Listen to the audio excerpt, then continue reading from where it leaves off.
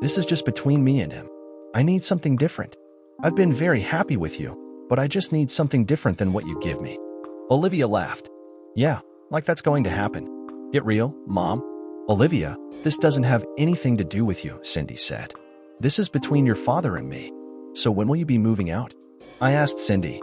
"What are you talking about?" she asked. "I'm not moving out." "Why would I move out?"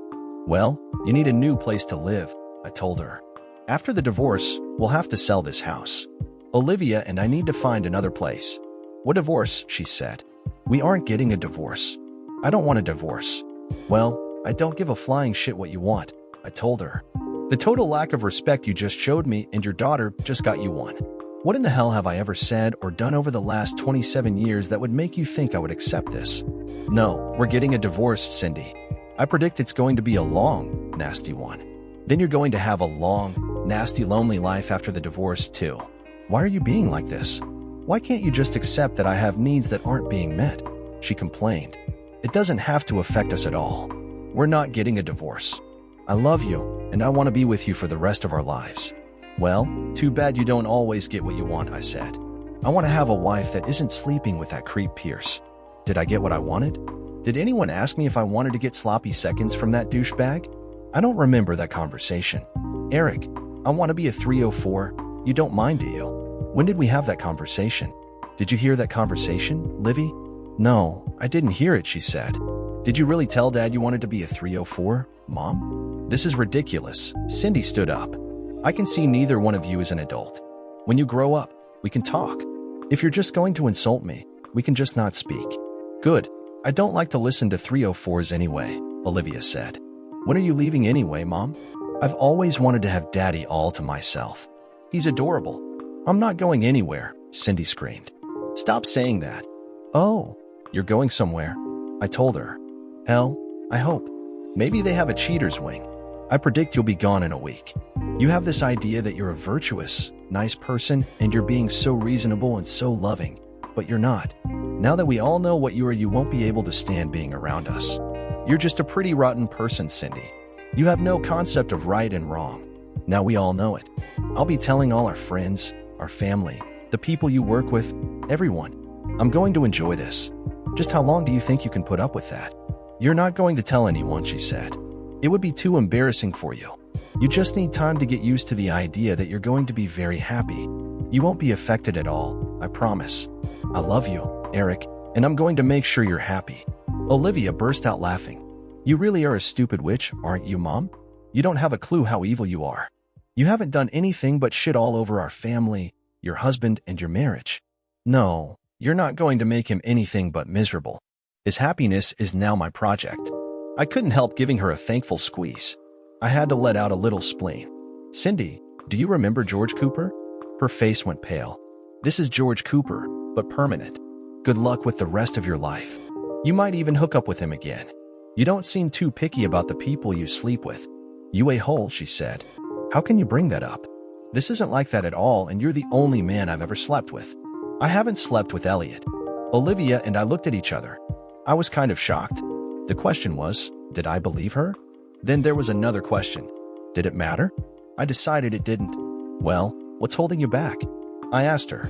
"You are," she said. "I need for you to accept this. Elliot and I talked about it.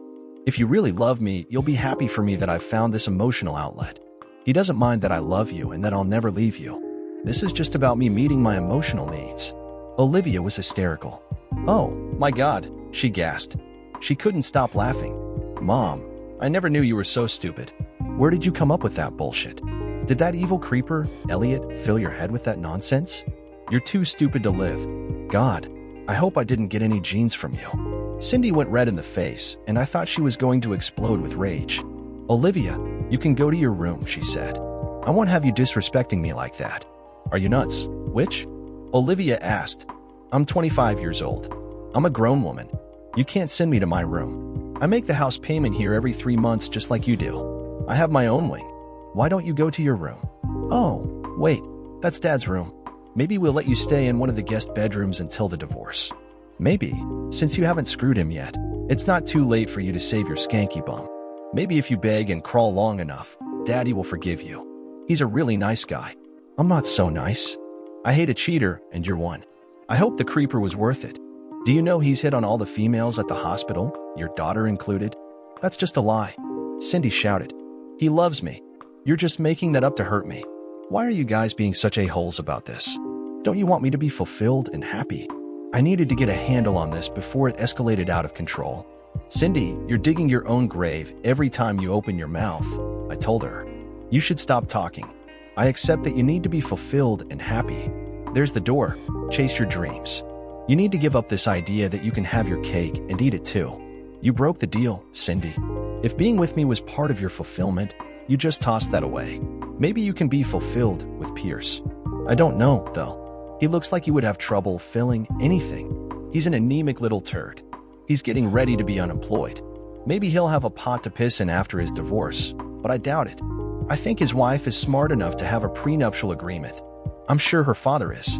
I'd be surprised if you keep your job, too. Her father is the AMA president for this state. When they find out what the two of you are up to, it may get ugly. We haven't done anything, she protested. There's no reason for all this. You lied to me, tried to get Julia to lie for you, planned to hang the horns on me with that pathetic piece of shit, and displayed professional misconduct. Neither one of you was on duty when an emergency showed up you were supposed to be covering. I think the board will frown on that. You may both lose your license. We didn't do anything wrong, she began to panic. I guess the script they had worked out was going off the rails. Besides, I don't believe you haven't screwed him, Olivia said. You've lied about everything else.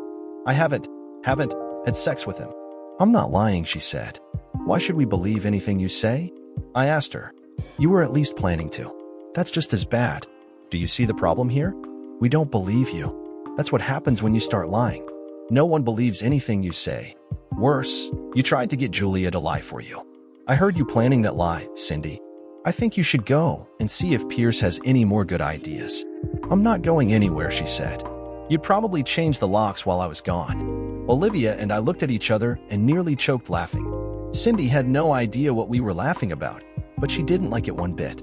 I don't know what you think is funny about this situation, but I find nothing humorous about it, she fumed.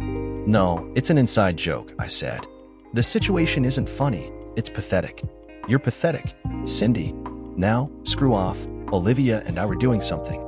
She yelled, wept, and had a hissy cow, but Olivia just kept turning the volume of the TV up. We have a killer sound system, and we just ignored her. She finally stomped off to the kitchen and warmed up some of the chicken. She came back and tried to sit on the sofa with us, but we moved to my big recliner. She finally had enough. Fine, she screamed over the TV. Just act like a couple of spoiled brats. I'm going to bed. When she got to the bedroom door, she discovered it was locked. Olivia turned the TV down for a minute. Your stuff is in the blue room, she said sweetly. That's Daddy's room. She turned the volume back up and Cindy just stood there glaring at us before stomping off down the hall. When she closed the door, I kissed Livy and we went to bed. I left for work in the morning before they were up, but there was nothing going on. Jack was in a meeting and had left instructions for me to take the day off. That was good because I had an appointment with Paul's partner. Her name was Jasmine Albright, and she was one hell of an impressive lady. She was probably 40 or so, and she just oozed class. She was tall, slender, and dark with this mane of auburn hair, and she was just gorgeous. She was as smart as a whip, too, and she got me squared away pretty quickly. I was running around the rest of the day doing all the weird shit she wanted me to do. I visited the bank, the insurance agency, HR at work, and our investment advisor. I spent 100 years on the phone, talking to people that didn't understand English and got credit cards changed, policies amended, and a million other things. I was exhausted. I had one more stop to make. I went to the grocery store and bought 3 dozen eggs. I took them to Samantha's house and Cecilia opened the door. I was amazed again at how beautiful she was. She was just so tiny and cute. She looked like she was about 14, but I knew she was a second semester sophomore in college. The slender fellow was missing, and I was pleased with that. Cecilia hugged me and invited me in. I had stopped by Starbucks and bought 3 coffees and 3 poppy seed muffins. Samantha was reading a magazine in a comfortable chair in the living room, and her face just lit up when she saw me. She started trying to get up, but I hurried over and knelt by her chair. I hugged her, and she gave me a kiss on the cheek. The 3 of us sat around, drank our coffee, and ate muffins while we talked. Samantha was feeling a lot better, and she couldn't stop telling me how much she loved Olivia. We talked about Cecilia's schoolwork. She wanted to be an education administrator. She was going to transfer to a 4-year school after she graduated from the local junior college, and she was working hard to get a scholarship. I admired her surreptitiously. She had huge brown eyes and a little pixie face. Her hair was just a curly mop about a foot long, and it covered her right eye most of the time. One tiny ear was showing, and it was kind of pointed like an elf. In fact, she looked like someone's fantasy drawing of a magical creature. She caught me looking a couple of times, but she just smiled and winked. I stayed half an hour and kissed them both goodbye. I promised to visit again soon, and when I left I felt like I had made 2 good friends. I thought I'd check on them often and see if they needed anything. They hadn't mentioned any men in their lives, and the slender young man didn't seem like he would be very handy. Livy was home when I got there, and I took her out for barbecue. I told her about my day, and she said Piers took Cindy out somewhere for a long time. I guess they were planning their strategy. Well, I was executing mine, and it was going well. We both went to bed before Cindy came home. She knocked on the bedroom door, but I put in my earplugs and just went back to sleep. I left in the morning, and there was a note for me on the table. She thought we needed to talk and asked me to wait up for her that night. Work was back to normal, but I wasn't on my groove. Allison came in to discuss some sales stuff, and I just couldn't get focused. The third time she had to shake me, she asked me what was going on with me. "I'm sorry, Allie. I'm not at my best today," I told her. "Well, you better get that way," she said. "What's your problem?" "I'm getting a divorce," I told her. Her jaw dropped. "What the hell, Eric? What did you do?" "I didn't do anything," I said. "Well, I probably did lots of stuff, but Cindy came home and announced that she was having a relationship with that prick, Piers. It isn't going to affect our marriage at all. She's going to make sure I'm not unhappy, but she has to fulfill her needs." Jesus Christ, she exploded. "Does the guy have a foot-long tool or something? What the hell does that even mean?" "I have no idea," I told her. She was spouting some drivel about emotional fulfillment. She insists she hasn't slept with him, but she's going to, and if I love her, I'm supposed to let her be happy. She stood up and went to the bar. She poured us a couple of fingers of her good bourbon, came back and sat down. Allison is one of the most beautiful women I've ever met. She just screams sensuality every time you look at her. It's almost impossible to put your finger on it. Her body is just perfect, tiny waist, a very firm round hips, and the longest legs on earth. Her face puts that body to shame. She's a tiger, though. She chews through men like a shark in a school of baitfish. I've always been about half afraid of her. She had quite a crush on me when she was a teenager, and it was kind of touch and go there for a while. She wasn't used to anyone telling her no, and I was afraid she would hate me for keeping her at arm's length. She didn't, and she's become probably my best friend. There was always this undercurrent of sexual tension between us, but we handled it. She was Olivia's best friend, too. "What are you going to do?" she asked. "You aren't planning any stupid revenge plots or anything, are you?" I laughed. "No, I just want to get this over with and move on. I've wasted way too much time already. I just don't care, Allie. I'm just tired. I'm too old and too numb to plot. I am going to take Piers down, but I'm not going to kick his balls or anything. I won't do anything illegal. His balls are in a sling, but he doesn't know it. I don't care enough about him to kick his balls. I was wrong about that, but I didn't know it at the time. I really believe that if they had just left me alone, we would have been fine." Allison hung out with me the rest of the day, and it was very good for my ego. She made me promise to take her out to dinner Friday night, and I went home. When I opened the door, there was a lot of yelling going on inside. Cindy and Piers were sitting on the sofa, and Olivia was standing in front of them reading them the riot act. She was poking her finger in his chest, and he made the mistake of slapping her hand away. Before he knew what hit him, she grabbed his hair and pulled his nose down to meet her rising knee. The nose didn't win that encounter, and I dragged him by his hair out the door. When we got out on the porch, Olivia kicked him in the ribs, and I body pressed him up level with my face and threw him off the porch into a barberry shrub. He screeched like he was being clawed to death by house cats and thrashed his way to the ground. Those thorns scratched the hell out of him, and he crawled out to the curb and got in a car that was parked there. He burnt the tires getting out of there, and I looked at Olivia. She burst out laughing, and we split our sides out there on the porch. Cindy wasn't amused. "I can't believe you did that," she screamed. "We came over here to have a civilized conversation, and you just acted like savages. I can't believe you did that to that nice man. You aren't even giving him a chance. You'd like him if you just give him a chance." "I did give him a chance," I told her. "I didn't kill him, so he has a chance to start running when he sees me." Screw off, Cindy. Baby, you want to go to a movie? I asked Olivia. We cleaned up, changed with Cindy standing in the hall raving at us, and went out. We saw a really bad movie that Olivia loved and I hated and went out to eat wings. Cindy was gone by the time we got home. Maybe there was an emergency at the hospital involving thorn removal. I took Allison out to eat Friday night and we went to a club. My conscience was clear. My marriage was over. She was an amazing dancer and she gave me all I could handle. Guys kept asking her to dance and she said she didn't dare come without an escort. I volunteered to escort her anytime. My social calendar isn't exactly packed with smoking hot women, I told her. She grinned up at me. Well, I'll take you up on that. I've been in love with you since I was 15, you know. Yeah, I've noticed how you've been pining away. I laughed. I've been scared to death of you since you were 15. I know, she said. I would never hurt you. You know that, don't you, Eric? I know, sweetheart, I told her. I'm not really that afraid of you. You're very loyal to the people you love. If I ever found the right guy, I would be very loyal to him. She buried her face in my chest as we danced. That man could be you, Eric. I'm honored, Allie, I told her. I'm pretty messed up right now. I don't know if I'll ever get over this. Remind me again when you think I'm healthy, okay? Count on it, she said. Take me home, Eric, before I attack you. I hope my batteries are in good shape tonight. We laughed, and I took her home. She did attack me at the door, and it was the hottest kiss I've ever had. She didn't try to follow up on it, and I was grateful. My bruised ego did feel a lot better after that. Cindy was still up when I got home, and she tried to start something, but I was feeling too good to listen to her bullshit. I went to bed, locking the door behind me. Getting up Saturday morning wasn't something I wanted to do. I lay in bed and tried to make plans for the day. I finally got up and Cindy had made coffee. I ate a pastry and drank a cup. She came in and told me we needed to talk.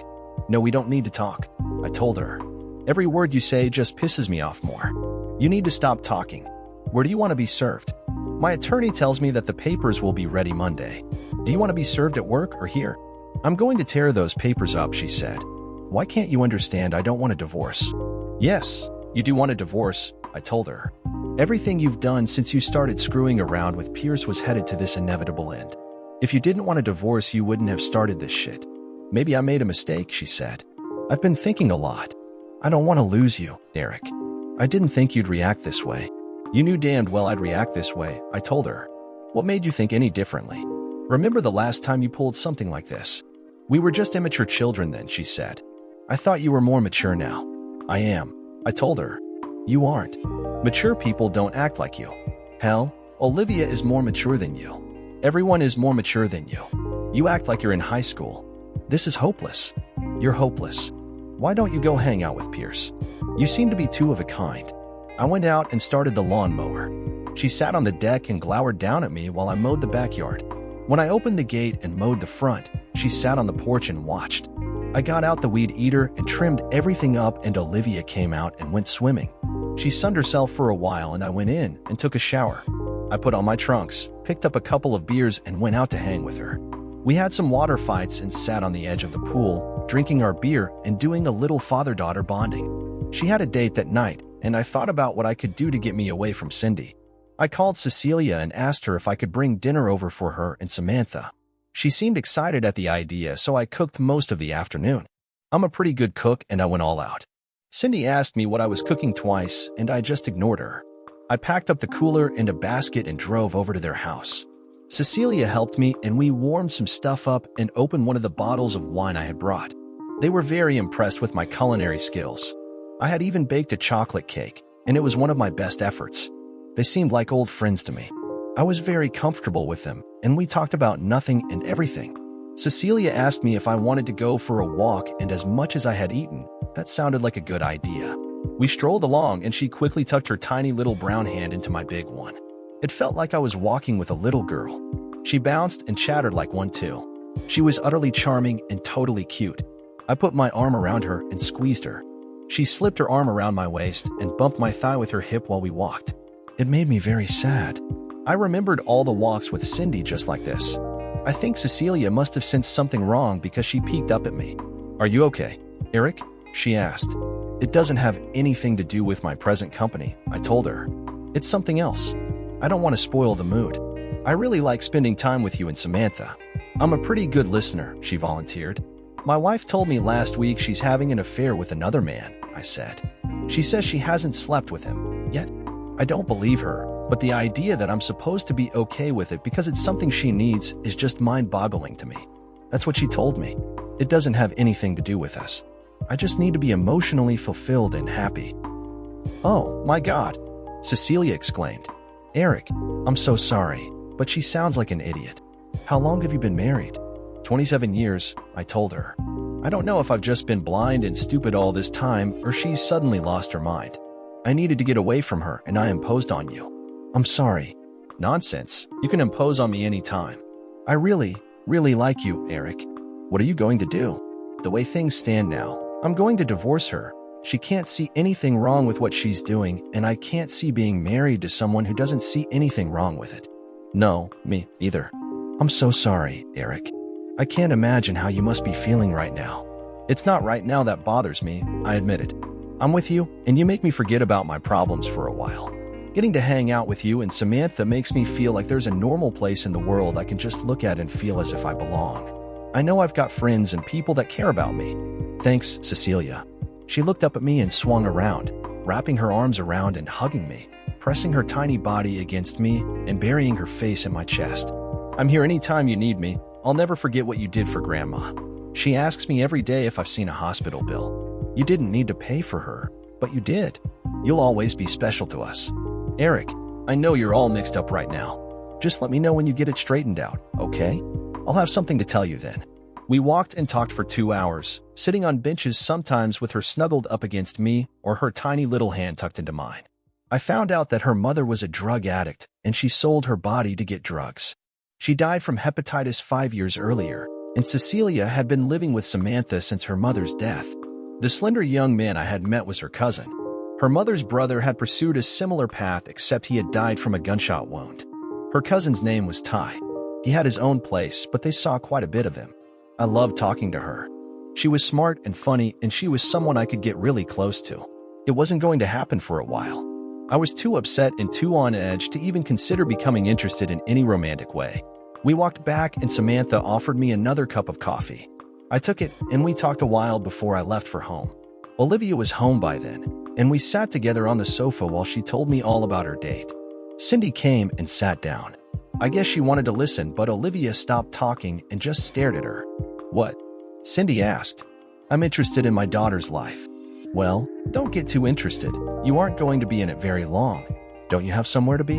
I'll bet Piers would like for you to be interested in talking to his children. He's probably lonely, the poor, nice man. Maybe you should go and console him. Dad and I will just console ourselves with talking about our family that you did your best to destroy. Of course, that made her angry. She yelled for a while about how selfish we were being and how no one cared about her and what she needed. Cindy, you seem to have caring about yourself and what you need on lockdown, I told her. You don't need any help. We're going out for dinner. Where are we going? She asked. Well, the we is me and Olivia, I told her. You can go out with Piers. She yelled some more until we left. It was interesting to me that she just kept blundering on. After we got home, Livy and I played Trivial Pursuit, and she tried to play with us. She made popcorn and asked us if we wanted any and just made a nuisance of herself until we went to bed. When I went to work Monday, I was normal enough that I actually got some work done. When I got home, Cindy was waiting. She was off Mondays, and she had evidently been busy. When Olivia came in, dinner was on the table. She had gone all out, and it was very good. She could always cook. She tried to make normal conversation, but we just ignored her mostly. I went and met Allison at the bar, and we talked and shot pool for a while. She's a pool shark, too, and she took me to the cleaners. Olivia called me about 8 and told me to meet her at the Riverside Inn. She said it was important, but she wouldn't tell me why, just that it was important and I should hurry. Allison wanted to come, and when we pulled up, I saw Olivia's dart across the street. She came over and scooted Allison over next to me when she got in the truck. Hey, Allie, she said. Dad, Mom left right after you did. She had been on the phone, and I think she was talking to Piers. I followed her, and they came here. They checked into a room, and they've been in there about 20 minutes. I think we should pay them a visit. I've got our video camera, and I think they're doing the dirty. This will be evidence. We argued about it for a while. Allison thought it was stupid and dangerous, and I really didn't want to know. Olivia carried the argument when she said if Cindy tried to fight the divorce, I could threaten her with the video. That made sense to me, and Allison came around too. I went to the desk and asked the guy what room my wife was in. I told him I was supposed to meet her, and he checked my ID and gave me a key card. We stopped outside the door and Olivia got the camera ready. When we opened the door, Cindy was on her knees by the bed and Pierce's meat was in her mouth.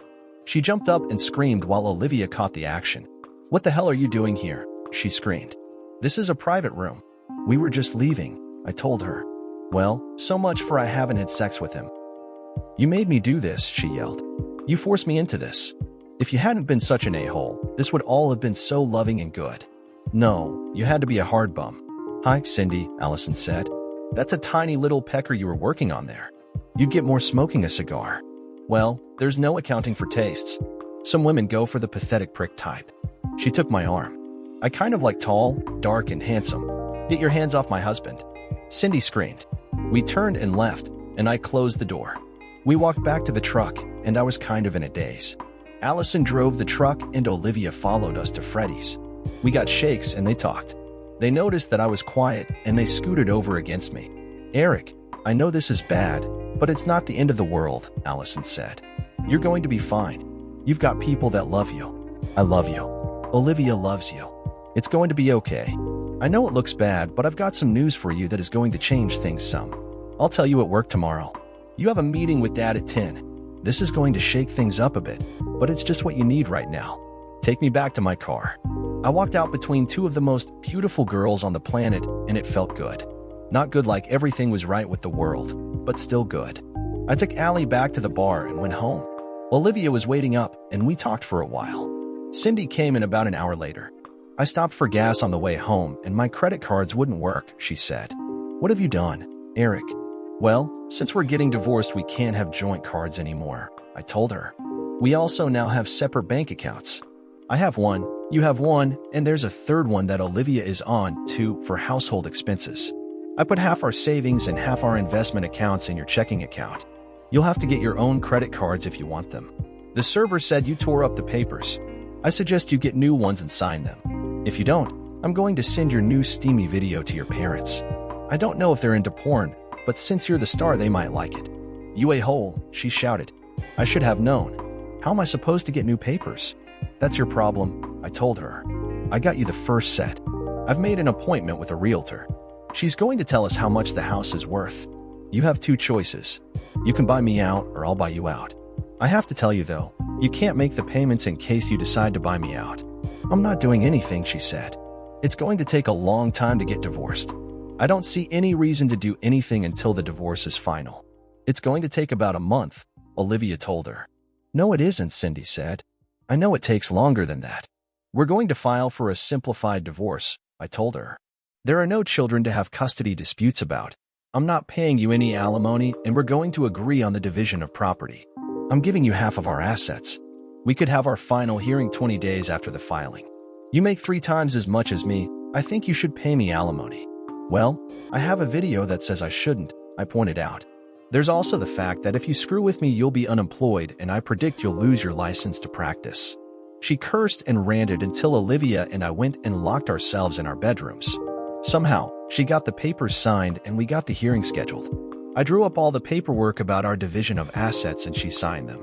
Every day for 27 days, she told me she didn't want a divorce. She loved me, and this was all just a misunderstanding on my part. As the hearing approached, she became increasingly desperate.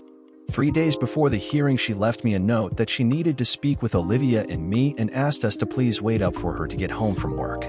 She ran up and took a quick shower, and then she came back down and got us all a beer. She asked us to sit around the bar in the kitchen, and she would talk to us while she got something to eat. I could tell she was very nervous and didn't quite know how to start. She took a couple of bites of her dinner and just looked at us for a minute. It was surreal. We had been here so many times and it was over. I had no idea what she wanted. Finally, she sighed and began. "Eric, Olivia, I want to apologize to both of you," she said. "I've made some terrible mistakes. I never dreamed that any of this would happen. I never thought it would come to this. I totally misjudged you, Eric. I expected you to understand me and support me. I know now that it was a mistake. I get it." "No, you don't," I told her. "This wasn't a mistake. You still don't see anything wrong with what you did. The problem, in your mind, isn't what you did. The problem is that I didn't understand and support you. It was just an emotional need I had. Why can't you understand that? I love you, Eric. I always have, and I always will. Why are you so jealous and immature? Well, I remember something about standing in front of 100 people and promising each other to forsake all others. I told her. Before that, you told me you understood me and that what you did then would never happen again. It did, only it's worse this time. This isn't about me not understanding and supporting you, Cindy. It's about you lying and cheating and being unfaithful. You did this, not me. Oh, please. She was disgusted now. What about all the time you spend with Allison? I know about you and her. You don't know shit. I told her. I've never so much as laid a finger on that girl. Don't imagine I didn't think about it, though. Do you know what kept me from ever doing anything about it? I was married to you. I loved you with every fiber of my being, and the thought of betraying you, hurting you, kept me from ever starting a relationship, let alone having sex with anyone else. I've never been with any other woman, sexually or any other way in all the time since I was exclusive with you. This is all on you. I don't believe you, she said. I do, Olivia said. It's you I don't believe. Of course, Daddy's little angel. Cindy shouted. You've always hated me and taken his side. Bullshit, Olivia said. You're just lashing out at everyone around you because you screwed up. Now you say you're apologizing. For what? For getting caught? What's the matter? Did old Needle Dick not turn out to be such a great deal after all? You have no idea what you're talking about, Cindy yelled. Sure I do, Olivia chuckled. I've seen the video. It's pathetic, Mom. That is what you threw Daddy away for. I didn't throw anything away, she started crying. I never intended for any of this to happen. I don't want a divorce. I love you, Eric. Can't you see that? No, I just see a supremely selfish woman that has to get her needs met no matter the damage she does to anyone else, I said. Are we done here? No, Cindy sobbed. What I have to do to fix this? I'll do anything you want me to. Please don't divorce me, Eric. I don't think these eggs can be unscrambled, Olivia spoke up. I'll let Daddy speak for himself, though. Eric, she looked at me with pleading eyes. Okay, don't sneak around behind my back. Don't date other men. Don't lie to me, and don't suck other men's tool. Oh, wait, you already did all of that. The train has left the station, Cindy. We had some happy years. I'm not out to burn your house down. I'm willing to give you half of everything we have except Olivia. Thank God she's an adult. I'm keeping her. I don't want half of anything. I just want you. Eric, she turned and went up the stairs, looking like she was a zombie. I felt bad for her until I remembered Pierce's prick in her mouth. 3 days later, the divorce was final and Olivia and I moved into our new place. We found a nice 3-bedroom condo close to the hospital where she worked and not too far from my work either. We went furniture shopping and finally got the place looking like home. I put the house up on the market and Cindy came unglued. When I came out from work, she was leaning against my truck. What do you want, Cindy? Where am I supposed to live? Don't you think this has gone on long enough? Eric, how long are you going to stay mad at me? Can't we just move on before it's too late? You're actually going to sell the house, or is this just teaching me a lesson? If it's a lesson, I've got it. Okay? Now, just stop this and come home. I understand now. I made a mistake. Can't you just forgive me? I forgive you. Now, could you get off my door so I can go home? She moved away to her car, and I went home. Not the old home, the new one. I had been there about an hour when my phone rang. It was Jack. Eric, we have a meeting at 10 in the morning. This is the one that we were supposed to have a while back. We hit some snags, but it's all on now. It's important, and I want you to be on your game. Allison has told me about the shit going on in your life. I want to know that you've got a handle on that. I told him that I was fine and that I'd be ready. I really was fine. I surprised myself. As I reflected on things, I guess I realized that this was nearly inevitable. The surprising thing was that it had lasted as long as it did. There was something seriously messed up with Cindy's moral compass. It had always been like that. The only thing that kept her pointed in the right direction was her fear of losing me. I had made such an impression on her with the George Cooper thing that she hadn't forgotten it for 27 years. Her idea that her needs needed to be fulfilled had finally overcome her fear, and she had acted on it. I had wasted a lot of time. I was 46 years old, and I needed to start planning the rest of my life. I called Allison to see if she wanted to hang out. She was on a date. I called Samantha and asked her and Cecilia to dinner. They were available, so I made reservations at Gino's. It was a nice Italian place that I'd been to before. It was a little pricey, but the tetrazzini was second to none. I got the car out to take them. I didn't want to pull up in a truck at a nice restaurant. They drove to my place, and I let them in when they rang the doorbell. They would not around about the new place, and I gave them a glass of wine and the grand tour. When we were ready, I took them out to the garage. Cecilia started jumping up and down. "Oh my God," she shrieked. "What is that?" I looked around for a spider or something. "What is it, Cecilia?" "That car. I love it. What is it?" "It's a 1951 Mercury," I said. "You want to drive it?" "Hell yes." She was practically drooling. "What's in it?" she asked. "Please don't tell me it's one of those lame 302s. "No, I don't care for that engine much," I told her. They put them in the Mustangs, but they would break in half over 500 horsepower. This was a Windsor 351. It's a stroker, and it's a 408, making about 540 horsepower and 575 feet-per-pound of torque. "Tell me you aren't a gearhead?" "I love hot rods." She snatched the keys out of my hand.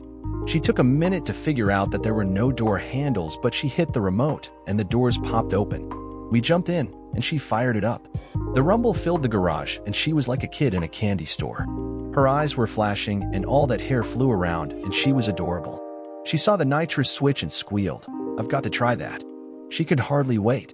She backed out and smoked the tires heading down the street. Samantha screeched, and I buckled her seatbelt and put mine on. Cecilia laughed. "Nervous, Eric?" "Terrified," I told her. She was really a very good driver. She stayed in the fast lane and cruised about 6 or 7 miles an hour over the speed limit. We hit an empty patch of interstate, and she looked at me and raised one eyebrow. I looked back at Samantha, and she was grinning like the Cheshire Cat. "Hang on," I told her. Cecilia punched it, and we were pinned back in our seats. She hit the switch, and the nitrous kicked in. We were flying when she killed the switch and coasted back down. Her teeth were flashing, and she was just vibrant with excitement. "Thank you, Eric." She flashed me a look. "I've always dreamed I'd get to do that." "Anything to make my girl happy," I said. She shot me another look that made my clothes smoke. We had a great dinner, and I kissed them both goodbye and put them in Cecilia's car. Samantha hugged me and whispered in my ear, "She likes you, Eric. Be good to her." I winked at her, and she got in. I went around and asked Cecilia if she would go to the lake with me on Saturday. She was a little hesitant, but she agreed, and I set a time to pick her up. Olivia pulled up just then and said hi. Something seemed a little odd, but they just talked a minute. She held my arm, and we waved as they drove away. "She's the cutest thing I've ever seen," she confided. "The age thing worries me a little, Dad." "I'm still in good shape," I told her. "Yeah, but she's got a broken arm." She looked at me impishly. I burst out laughing. "I think Samantha is too much woman for me." I gave Olivia a squeeze. "God, I love you, baby," I told her. "Me too," she said. We went in, and she told me about her date. We talked a bit and went to bed.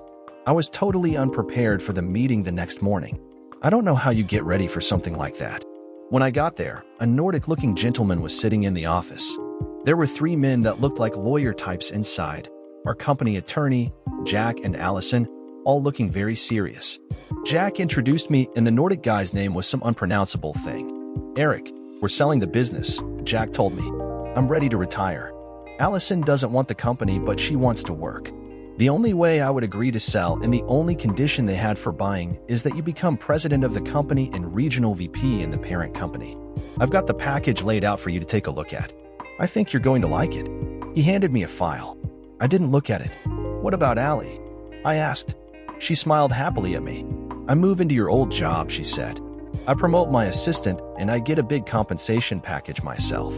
"Thanks for thinking about me, Eric." I squeezed her arm. "Okay, I'll take a look," I said. "When do I need to decide?" I had 2 weeks. I took Allison out to dinner that night. She wanted to go dancing afterward, and we were having a wonderful time. We had just sat down after a hot number, and I saw Allison's eyes narrow. She was looking over my shoulder. I turned to look, and it was Cindy and Shit Wipe. She was dragging him by the hand, and it was evident he wanted no part of it. Cindy plopped down in the booth across from us and pulled him down beside her. Allison nodded. "Cindy, Needledick, how lovely to see you." Cindy went livid. "Allison, I hardly think you are in any position to be calling anyone names. I know your life. It sure didn't take you long to move in on my husband, did it? I believe we got a divorce, Cindy, that would make me not your husband." That may have slipped your mind. I don't date married men, Allison said. I wonder if you can say the same. Is Needledick here divorced? I know his wife filed, but I hadn't heard it had come through. Yes, and we all know who's responsible for his wife kicking him out and not letting him see his children, Cindy snapped. Did you really have to send her that video, Eric?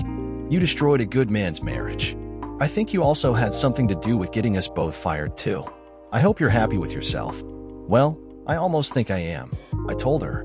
I'm no longer married to a cheating 304. The shitbag that destroyed 2 marriages is in a world of hurt, and I think it's actually you two that are responsible for everything that happened to you. I hear the state is going to revoke his license. Something about not being in the emergency room when an emergency came in? I hope your needs are being met. Emotions doing okay? Now, it's been wonderful, but I think you should take dipshit there and go. Olivia hasn't spoken to me since you moved out. Did you have to poison her against me? That's all on you. I haven't said one bad word about you. The thing is, we don't talk about you at all, Cindy. You hurt us, but we're moving on. Give her a call if you want to talk to her. She doesn't take my calls, she snarled. She has me blocked. This is my problem, Hal? Maybe she's meeting her needs. Now it's time for you to go. I didn't invite you to sit down, and I'm about to see if Dickwad's nose there is healed. He fled unceremoniously and Cindy went off in a huff. I just didn't give a damn, as long as she went. I stood up and pulled Allison up for another dance. The song changed to a slow number and she molded herself against me. I'm sorry, Eric, she said into my shoulder. Not your fault, babe. I stroked that mane of glorious hair. I'm sorry she spoiled the celebration. She looked up at me and those amber-colored eyes were full of smoke. Who says it's spoiled? She asked. I looked down at this vision in my arms. I remembered that 15-year-old girl in white stockings and a school uniform sliding onto my desk, flashing me a glimpse of white lace panties and all the cleavage she had. The girl in my arms wasn't 15. Her hair was a reddish, blonde mane, and it matched those eyes. She had a deep tan, and there was a sprinkling of freckles on her nose and down her neck, disappearing into the valley between spectacular breasts. Her high cheekbones and full, puffy lips along with that cute little nose just made her irresistible to every man that saw her. I was a man, and I had to taste those lips. They were incredibly soft and full, tasting like the margaritas she had been drinking. There was a faint hint of salt and lime, and she smelled delicious. We kissed for a long time, just swaying to the music, and I felt a stirring as my Johnson started to rise. She felt it too, and pushed against me. I wasn't kidding when I told you I've loved you since I was 15, she said as she broke the kiss. I never thought I'd have a chance. I love you too, I said. You're my best friend. You wouldn't even go to dinner with me unless it was business, she laughed. Yeah, well, I didn't trust myself with you, I laughed. Didn't trust you either, for that matter. I know you, Allison. You would eat me up and spit out the bones. You're so wrong, she said. I've been looking for someone like you all my life. You just set the bar so high that I could never find that guy. I would never hurt you, Eric. I think you've built this image of me up in your mind that doesn't match reality, I told her. I'm 10 years older than you, although you look like you're in your early 20s. I'm careless, kind of a hard ass, and I'm a little broken. Yes, I know all about that, she said. I've been working with you for years. Sometimes you piss me off. You're stubborn as hell when you think you're right, but you die for the people you love. You have no idea how appealing you are to me. You're still a little boy at heart, Eric. You've had to grow up a lot lately. You don't seem to mind the age thing with Cecilia. I looked at her sharply, and she burst out laughing. Your daughter is my best friend, she said. Her eyes flashed, and she pulled me down for another kiss, and that lush body against mine drove me wild. Take me home, Eric, she said. We pulled out onto the street and stopped at the light. She leaned over toward me and we kissed, just tasting each other and exploring. God, those eyes. Who has amber eyes? I pulled her tightly against me. Take me home and make love to me, Eric, she said. No strings, just two people who love each other. If it turns into something else, I'm good with that too. Are you sure, kitten? I asked. God, yes, she said. I've waited years for this chance. She pulled me inside and into the elevator. There was a camera in there, but she pushed me into a corner away from it and dry humped me all the way to her floor. Soon we reached her place and ended in her bed. We made love. I rolled off and pulled her half over me, her cheek resting on my chest while I stroked the silk of her back. We rested together as our breathing slowed. I think we drifted into sleep for a few minutes. I felt her stir, and when I opened my eyes, her amber orbs were blazing into mine, our noses nearly touching. Eric, do you remember when I told you no strings attached? She asked. Yes, kitten, I remember, I said. I lied, she whispered. I'm going to put every string I have on you. I'm going to find ropes, straps, and zip ties and try my dead level best to keep you. I'll have babies with you. I'll do anything to keep you. I'm in love with you, Eric. I always have been. I know you like Cecilia. All I'm asking for is a chance. I want to be on your list. I know it's too soon, but if you let me, I'll make you so deliriously happy you'll forget you were ever married to that cheating 304. I silenced her with a kiss. I love you, Allie. I always have. You were like something that you see way off in the distance. You think it's amazing and beautiful and you wish it was yours, but you know it never can be, so you just push the dream away. Are you sure about this, kitten? You've never seemed like the having babies type. God, you're like this amazing jungle cat. You admire it behind the fence, but you know it would rip you to shreds if you ever got close. She started to cry.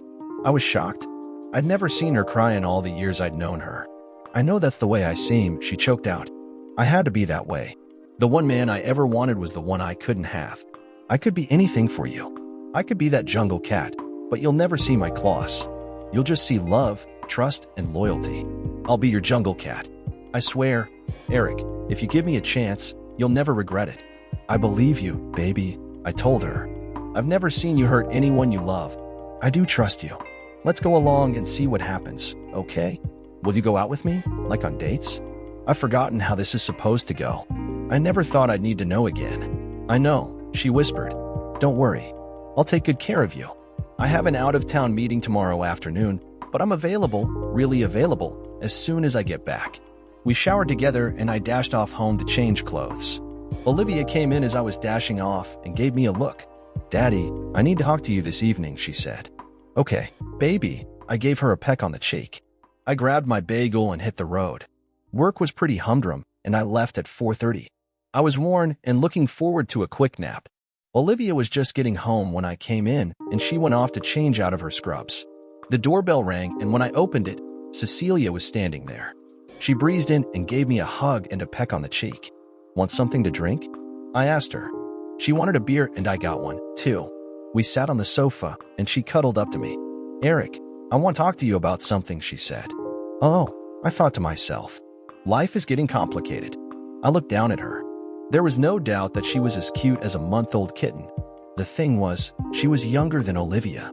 I liked being around her. Hell, I liked everything about her, but I just saw insurmountable difficulties, even if I left Allison out of the equation. I waited for her to speak. I don't know how to tell you this, she finally said. I'm very grateful for what you did for Grandma, and you've been so kind to us ever since. I know you like me, Eric. I know what I look like, and most guys think I'm cute. You're a very nice-looking man. When we met, I felt something there, and I'm attracted to you. I just don't think we could work long-term, and I don't want to get hurt. I don't want to hurt you either. I gave her a squeeze. I know, I said. It's flattering as hell that you even think about me like that. I do want to be your friend. I want us to be pals for the rest of my life. The thing is, there is an amazing woman in my life. Well, there are 3 of them, but there's only one I really want to be with like that. She stretched up and kissed my cheek. I'm very happy about that, she said. That makes it a lot easier. I think I'm going to be in your life for a long time, Eric. I've kind of got someone, too. Anyone I know? I asked. Kind of. Olivia spoke from the doorway. Daddy, would you mind if I went to the lake with you and Cecilia Saturday? I must have looked like a total fool. My eyes shifted back and forth between them, and Olivia burst out laughing. She came and cuddled up against me on the other side. I finally managed to pull myself together.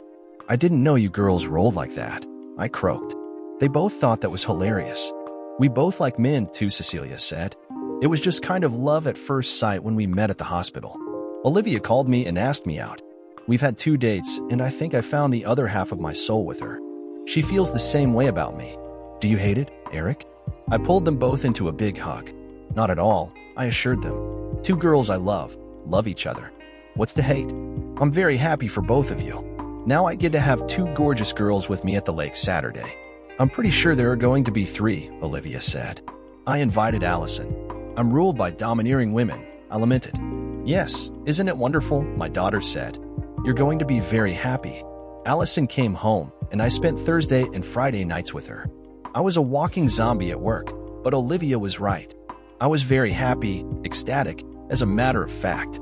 When I was home, Olivia and Cecilia spoiled me rotten, and when I was with Allison, she tried to screw me to death. There was a bit of a snake in the garden because Cindy kept intruding in our lives. She called me 3 times a week and bugged the hell out of Olivia. They finally got together, and I don't know what Olivia said or did, but she stopped calling. Olivia said she moved to Oklahoma City and was working at a private practice. I didn't care as long as she stayed there. It took about 3 months, but Allison kept the pressure on until I relented and moved in with her. She was my dream girl. I took her, Olivia, and Cecilia out to eat on a Friday about 8 months later. I had made up my mind and I had a little something planned. After dinner, I gave the waiter the signal and he went into the kitchen. He came back with 4 pieces of cake.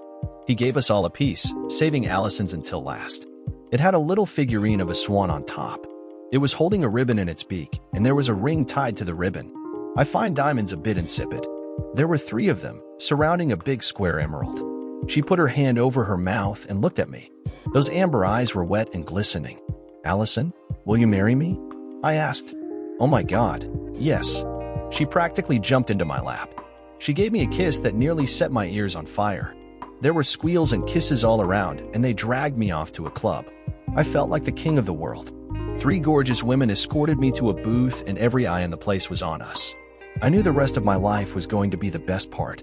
I was playing golf on Monday with Jack. I had actually beaten him on the previous hole, and I teed off first. It was a beauty. I had a little power draw, and I was about 60 yards from the pin. Nice shot. He was stunned. "Christ, Eric, I'm going to have to up my game, or start bribing Allie to wear you out." I chuckled. "I'm just like a fine wine, Jack. I get better the older I get." He hooked his tee shot into the trees. "I think you can kiss that birdie goodbye," I taunted him. "Yeah," he smiled. "I think you've got all the luck." Dear listeners, please share your thoughts in the comments section below, and don't forget to like, share, and subscribe.